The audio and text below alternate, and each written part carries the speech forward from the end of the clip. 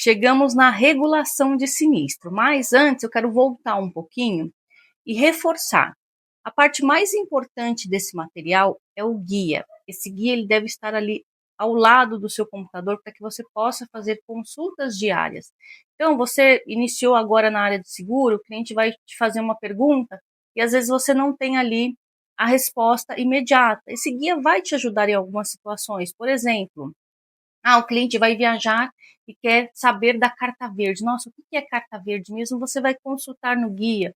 O cliente vai viajar também aí, sei lá, para o Paraguai.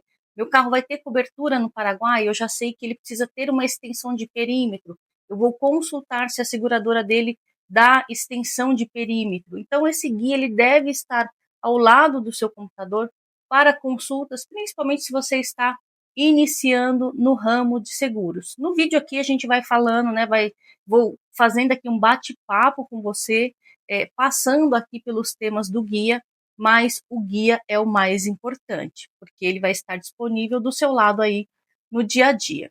Então agora eu vou falar sobre regulação de sinistro. A regulação de sinistro é aquele momento em que a seguradora vai fazer uma análise sobre um evento. Então, o cliente bateu o carro, a seguradora vai analisar como que foi esse sinistro, vai analisar a vistoria, vai apurar o prejuízo para fazer a indenização. E essa regulação, ela se inicia com o aviso de sinistro, que é quando a gente faz a comunicação para a seguradora. A nova lei do seguro pede que essa regulação, esse aviso seja feito praticamente de forma imediata. Então, o cliente ele não pode ficar demorando para avisar isso para a seguradora e ele, né, podendo sofrer uma penalidade de que esse sinistro seja regulado. Regulado não, que esse sinistro seja indenizado, principalmente quando a gente fala de roubo e furto. Por quê? Porque imagina, a pessoa teve um veículo roubado ou furtado, ela demora para fazer essa comunicação, já começa a soar meio estranho. Quer dizer, qual o interesse que ela tem em não avisar a seguradora ou não fazer, de repente, imediatamente um boletim de ocorrência? Então, essa comunicação tem que ser feita de forma rápida, o mais rápido possível. Aqui eu vou falar um pouquinho sobre os documentos básicos para a abertura desse processo. Eu já tenho aqui um texto, né, pronto para quando o cliente quer abrir um sinistro. Falou que, né, teve aí uma situação de sinistro, eu já tenho ali pronto o que eu peço para ele. Então, são os documentos, o CNH de quem bateu o carro, a cópia do documento do veículo, informações de como aconteceu esse sinistro, boletim de ocorrência, dependendo da seguradora. Como hoje o boletim de ocorrência ele pode ser feito via internet, eu até oriento você a pedir para o cliente fazer esse boletim. Por quê? Porque nesse boletim é ele quem vai fazer a descrição do que aconteceu. Quando é um acidente que tem vítimas, alguém que se machuca, o boletim é obrigatório e normalmente ele é feito no local do acidente. Agora, acidentes sem vítimas, esse boletim pode ser feito via internet.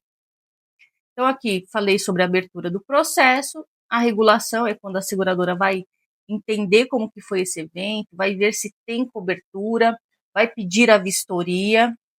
E quando a gente fala sobre tipo de sinistro, né, a partir dessa vistoria ela vai definir se é uma perda total ou se é uma perda parcial ou se tem uma negativa e aí ela precisa justificar. Hoje, com a nova lei do seguro, a negativa tem que ser justificada e se for feito algum tipo de sindicância, sindicância é quando vai uma pessoa na casa do segurado para entender melhor aquele evento e até mesmo para entender se o segurado não está omitindo alguma informação.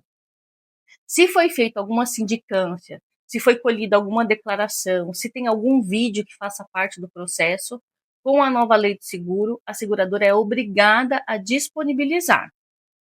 Então, aqui a gente fala depois sobre o reconhecimento de cobertura, né? Então, qual que vai ser a forma de indenização, se ela vai mandar reparar aquele carro, se ela vai oferecer um valor em dinheiro para o cliente ou terceiro, que muitas vezes pode acontecer, ou se vai ser a perda total com a solicitação aí de documentos. Quando a gente fala sobre prazo de regulação de sinistro, a seguradora tem 30 dias para regular. O que é isso? O cliente mandou a documentação, em 30 dias ela vai analisar aquela documentação e dizer tem cobertura, não tem cobertura. Hoje em dia também isso praticamente, né, esse prazo praticamente não é utilizado. As seguradoras regulam isso muito antes. Agora, fez a parte da regulação, reconheceu que tem cobertura, a seguradora tem mais 30 dias para indenizar. Então, isso serve principalmente para perda total. Reconheceu a cobertura, 30 dias para indenizar.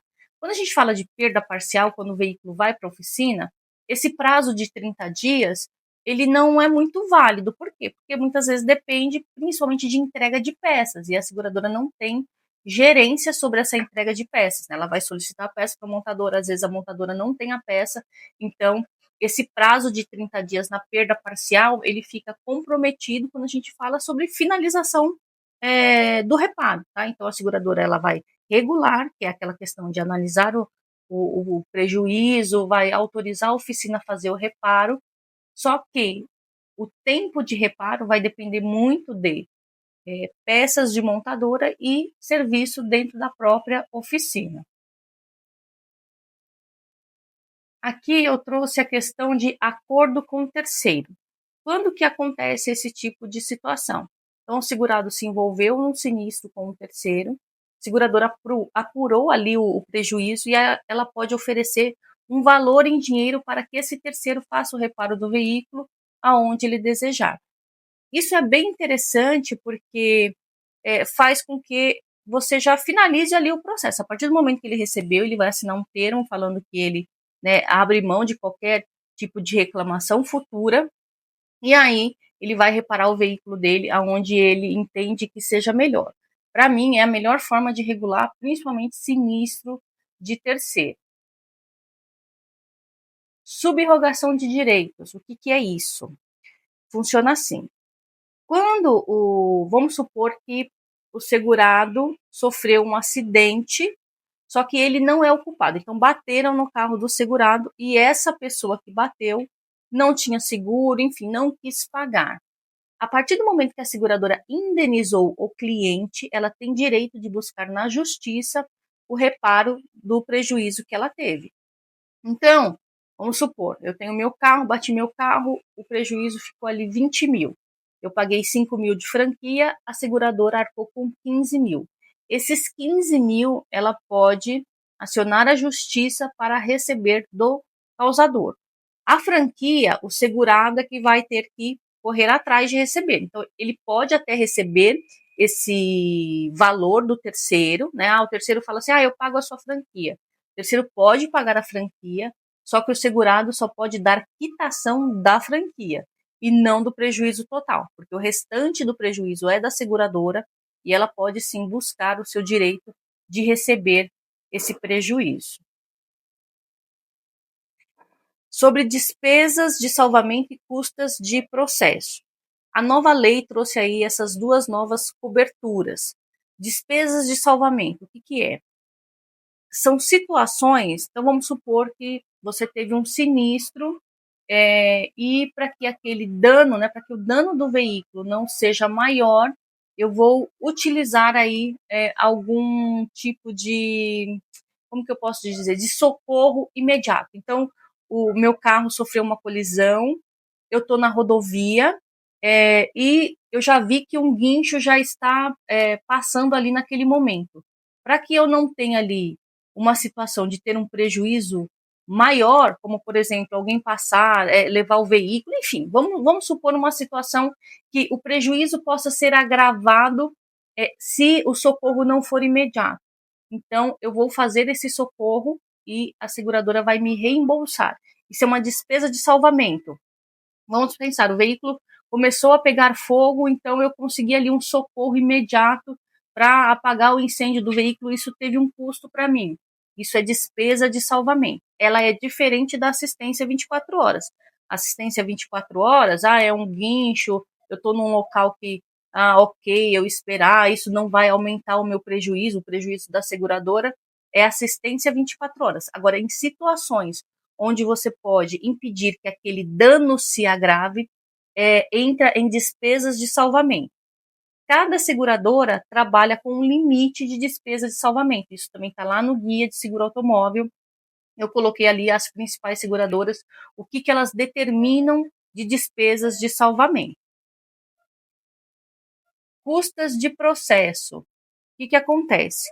Quando o segurado se envolve num acidente e, de repente, ele achou que ele não foi culpado, enfim, o terceiro também não foi atrás e acabou processando esse segurado. Ele vai ter uma verba dentro ali da cobertura de custas de processo para que seja feita a sua defesa. Algumas seguradoras colocaram essa cobertura de forma separada e outras colocaram dentro da cobertura de RC. Então está dentro ali da cobertura de danos materiais, danos corporais. Também precisa entender como cada seguradora trata isso, tá? Mas é uma despesa que o cliente tem para pagar ali custas de processo judicial. Para que a gente não se alongue aqui nessa aula, na próxima aula eu vou trazer aí a questão do agravamento de risco.